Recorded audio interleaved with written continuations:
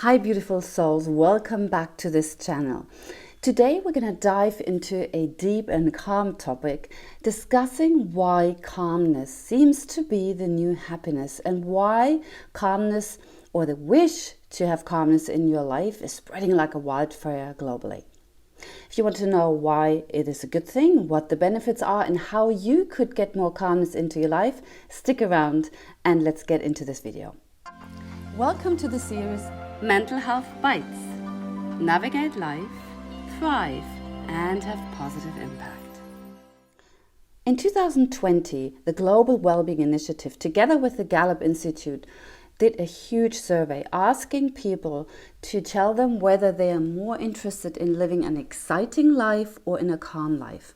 The overwhelming majority of people in the questionnaire answered they would be more interested in leading a calm life over an exciting life.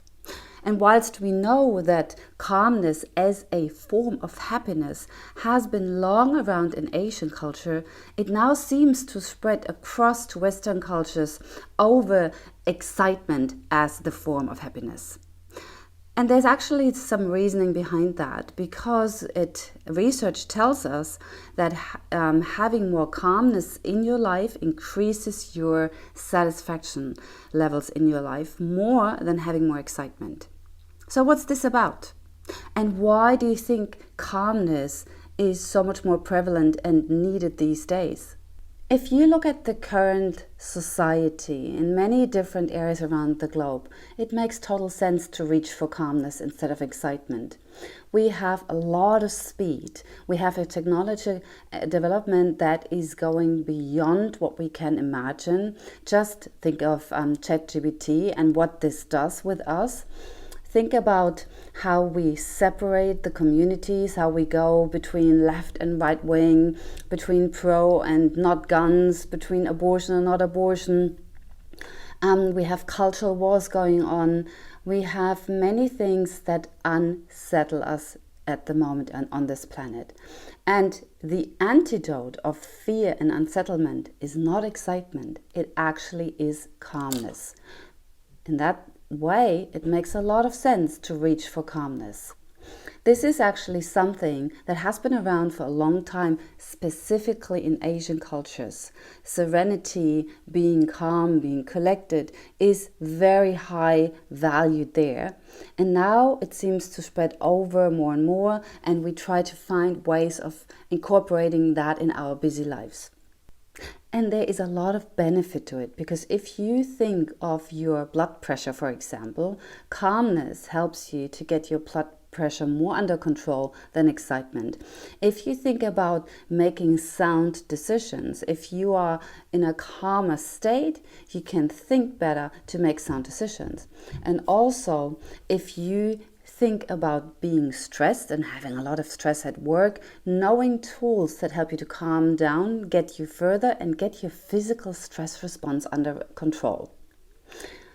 Don't think of calmness as sitting there meditating with your eyes closed all the time. Just think of it as a way of slowing everything down for a moment and approaching it with more breath and with more awareness and more consciousness. Well said and done, but how do I actually get this into my life? How can I have this on an ordinary Wednesday when I'm running late? I would advise us to take it step by step. We are not going to become a Buddhist monk sitting for 10 hours in meditation and then reaching bliss mode. That's not going to happen. But what can happen is 3 steps that you can incorporate in your life as of today. The first thing really is about slowing down. If you are the type of person that's already more on the slower side and seeing things with precaution and being calm about everything, then you might be able to skip that step. But most people that I observe are quite fast because they are so busy, so they are faster than they'd like to be. Slowing down starts with literally slowing down your physical approach to things. You walk slower, you eat slower, you talk slower. I remember vividly when I had to do an international move, and I was 2 days before the move actually happened. So everything had to be done, but I had too many loose ends. And I was going to a friend to drop off a car, and I was completely in over my head and very, very stressed. And I looked at her and said, how can I manage the next for 24 hours? I don't know.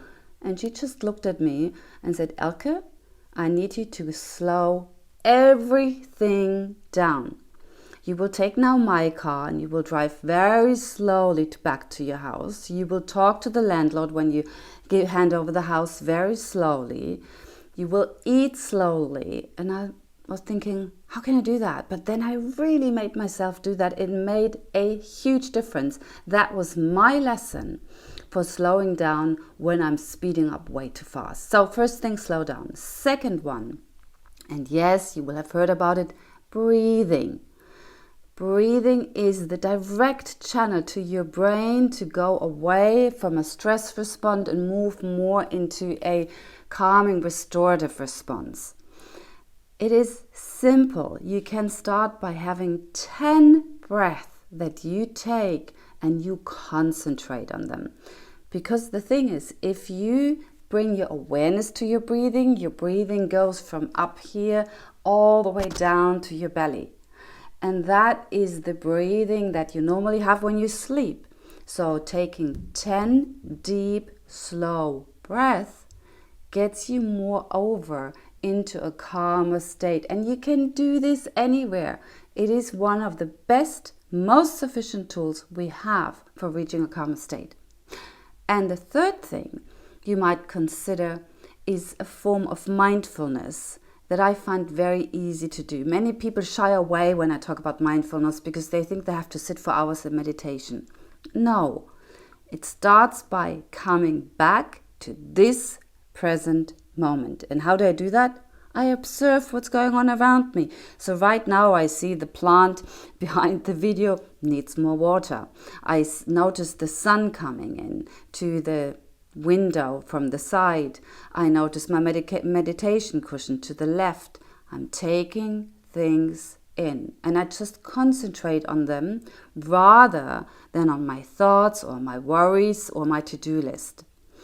And I do this a couple of times a day to bring my mind back to the present moment. Set yourself a simple timer, and then when it goes off, you dedicate only 2 minutes to being mindful, present, wherever you are. Look around, take everything in, and shut everything else out. Be at that moment.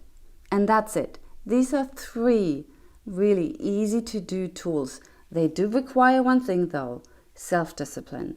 And they do require you remembering to do them. So set yourself timers or alarms and dedicate yourself. Set yourself a goal to only do it for 1 week. And maybe even start with one of those 3 methods. So start in a small step approach.